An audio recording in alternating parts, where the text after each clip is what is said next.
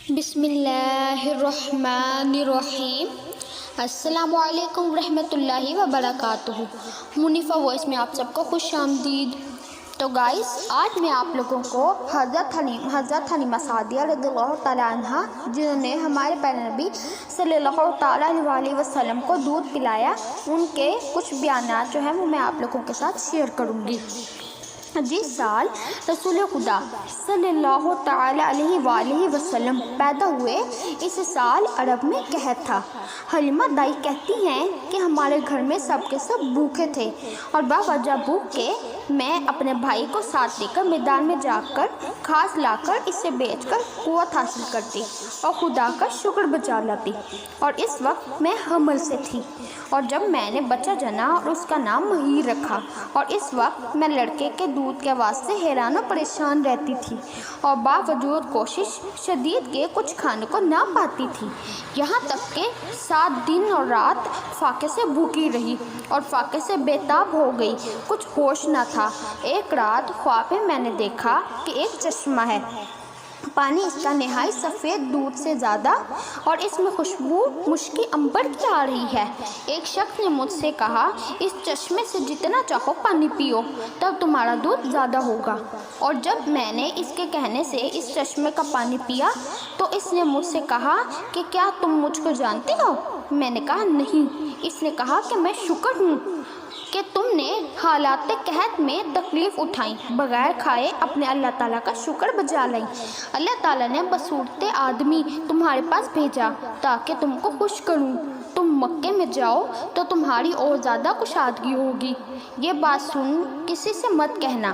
حضرت حلیمہ رضی اللہ تعالیٰ عنہ کہتی ہیں کہ اس نے میری چھاتی پر ہاتھ پھیرا اور کہا، خدا تمہاری روزی زیادہ کرے گا اور دودھ بھی تمہارا زیادہ ہوگا، تم مکے چلی جاؤ۔ اور اس وقت میں اپنی نیند سے بیدار ہوئی اور دیکھتی کیا ہوں کہ میری چھاتی دودھ سے بھری ہوئی ہے اور مثالی مشک سے ٹپکتی تھی۔ بنو سعد کی عورتوں نے جب یہ حال میرا دیکھا تو مجھ سے کہنے لگیں کہ اس قحط سے تو سب کی جان پر بری ہوئی ہے، اور تم تو اس کے خلاف دیکھتے ہیں، تم کیا کھاتی ہو؟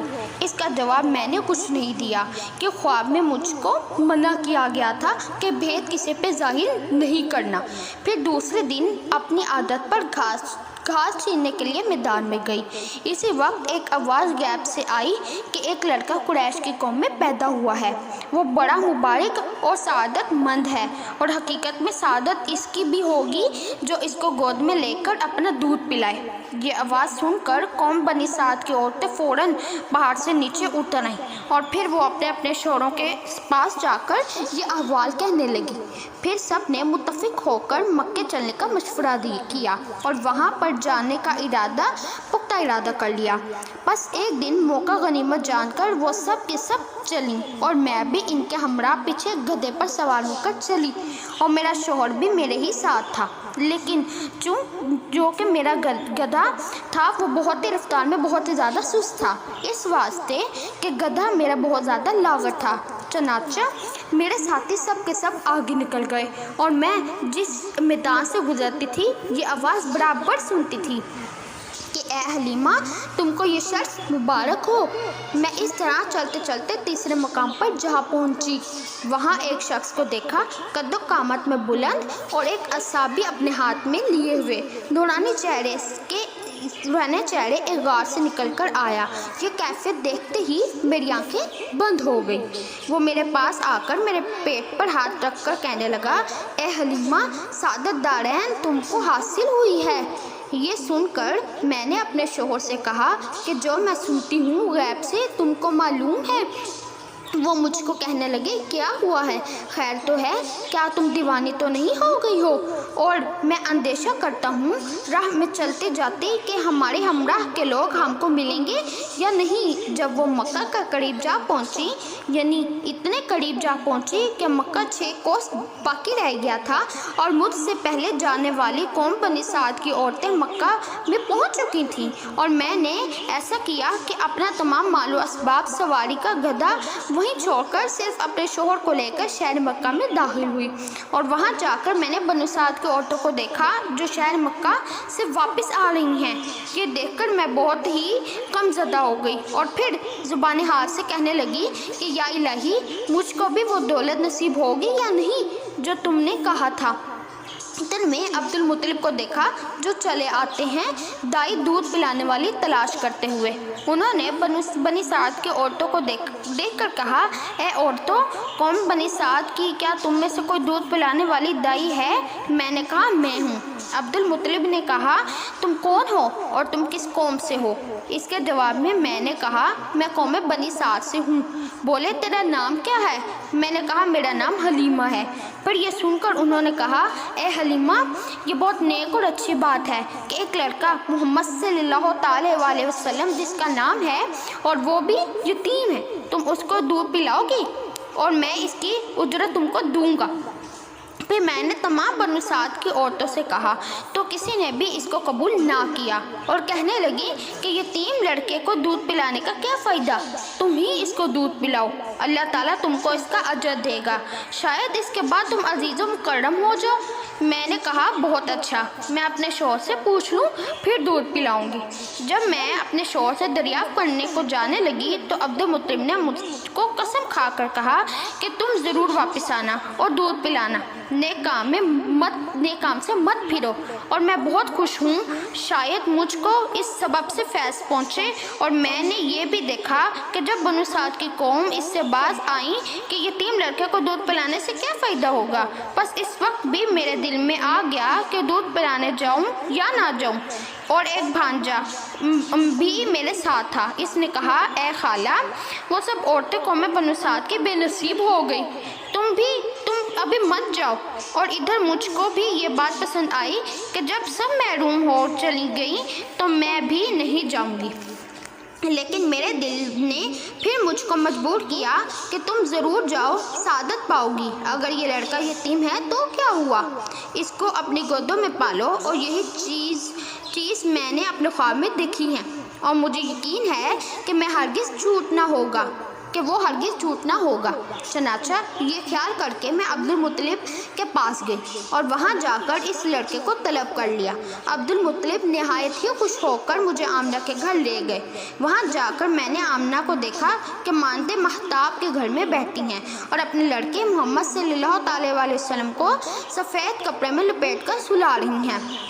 बस मैं ये चाहती थी कि उठाकर अपनी गोद में ले लूं। तो इनके सीने पर जब अपना हाथ रखा तो इस वक्त हज़रत पाक सल्लल्लाहु अलैहि वसल्लम ख्वाब से फ़ौरन जाग उठे और अपनी आंखें खोलीं और लब मुबारक भी खंदा हुए। और इस वक्त मैंने एक नूर देखा कि चश्मा मुबारक से निकलकर आसमान की तरफ गया और इधर मैंने इनको उठाकर अपनी गोद में लिया और दाहिनी तरफ का दूध अपना धोकर इनके मुँह में मुबारक में दिया तो आपने फ़ौरन दूध पीना शुरू कर दिया।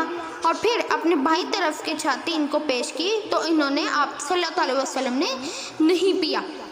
हज़रत इब्न अब्बास रज़ियल्लाहु ताला अन्हा से रवायत है कि रसूलुल्लाह सल्लल्लाहु अलैहि वसल्लम ने हलीमा रज़ियल्लाहु ताला अन्हा की दूसरी छाती इस वास्ते न पी थी कि अल्लाह ताला ने इन पर इल्हाम फरमाया था कि अब वो दूध हलीमा का लड़के का पीने का है, दोनों तरफ तुम मत पियो ताकि उसका हिस्सा भी रहे। बस ये नज़र अदल दोनों तरफ का दूध हज़रत ने ना पिया। हलीमा सादिया ये कहती हैं कि जब तक रसूल खुदा अव्वल दूध ना पीते तब तक मेरा बेटा भी दूध ना पीता, यहाँ तक कि वो अपना मुंह भी दूध तक ना रखता था। अव्वल वो पीते, पीछे मेरा बेटा पीता और दाहिनी छाती से सिर्फ रसूलुल्लाह सल्लल्लाहु अलैहि वसल्लम ही पीते और बाईं छाती से मेरा बेटा पीता था। एक वक्त कंधे पर मैं हज़रत पाक सल्लल्लाहु अलैहि वसल्लम को लेकर अपने शौहर के पास गई। इसने लड़के को देखकर फ़ौरन जनाब के बढ़िया में सद्दा किया और फिर मुझको कहा कि ए हलीमा, तू खुश हो जा, अब कोई आदमी मुल्क अरब में ऐसा नसीब आवर हमसे ज़्यादा ना होगा। حلیمہ کہتی ہیں کہ جب رات ہوئی مکے کے پاس بتا ایک جگہ ہے، وہاں میں 4 شب رہی اور 5ویں شب کو خواب میں دیکھا کہ ایک شخص نورانی چہرہ حضرت کے پاس سرہانے آ بیٹھا اور حضرت صلی اللہ علیہ وسلم کا منہ چوما۔ یہ دیکھ کر میں نے اپنے شوہر سے اس سے کہا، خاموش، یہ بات کسی سے مت کہنا، یہ علامت اقبال بلندی کی ہے۔ اور اس کے بعد دوسرے دن جو عورتیں قوم بنی سعد سے مکے میں آئی تھیں، سب کی سب نے پھر اپنے گھر کی طرف رخ کیا اور میں بھی آمنہ سے رخصت ہو کر رسول اللہ خدا صلی اللہ علیہ وسلم کو لے کر اپنے گدھے پر سوار ہو کر سب کے ساتھ چل دی۔ میرے گدھے نے 3 مرتبہ کعبے کی طرف سجدہ کر کے آسمان کی طرف دیکھا اور مثال ہوا کہ مجھے لے کر چلنے لگا، اور جو لوگ میرے ہمراہ تھے وہ یہ دیکھ کر حیران ہو گئے اور پوچھنے لگے، اے حلیمہ، یہ وہی گدھا ہے جو میرے ساتھ آیا تھا اور تم لوگ دیکھتے تھے کہ سب سے پیچھے رہ جاتا تھا؟ اور پھر گدھے نے بھی بحکم خدا کہا، اے لوگو، میں وہی گدھا ہوں جو بالکل لاغر تھا، اور اب میں بالکل تادب ہو گیا ہوں کہ کسی بات کی تم کو خبر نہیں ہے۔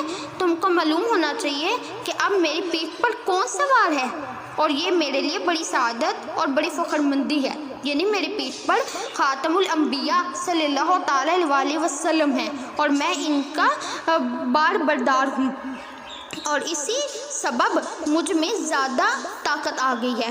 حلیمہ رضی اللہ تعالیٰ عنہ سے روایت ہے کہ وہ کہتی ہیں کہ گدھا میرا سب سے آگے نکل گیا، اور جہاں ہم منزل کرتے تھے اس جگہ حضرت پاک صلی اللہ علیہ وسلم کے طفیل بہت زیادہ گھاس پیدا ہو جاتی تھی۔ سبحان اللہ۔ تو گائز، آج میں نے آپ کو حضرت حلیمہ رضی اللہ تعالیٰ عنہ کے کچھ بیانات سنائے، تو امید کرتی ہوں آپ کو میری ویڈیو بھی بہت ہی زیادہ پسند آئی ہوگی۔ اگر آپ کو میری ویڈیو اچھی لگی تو اس کو لائک، شیئر اینڈ سبسکرائب کرنا مت بھولیں گا۔ ملتی ہوں اپنی نیکسٹ ویڈیو میں، تب تک کے لیے اللہ حافظ۔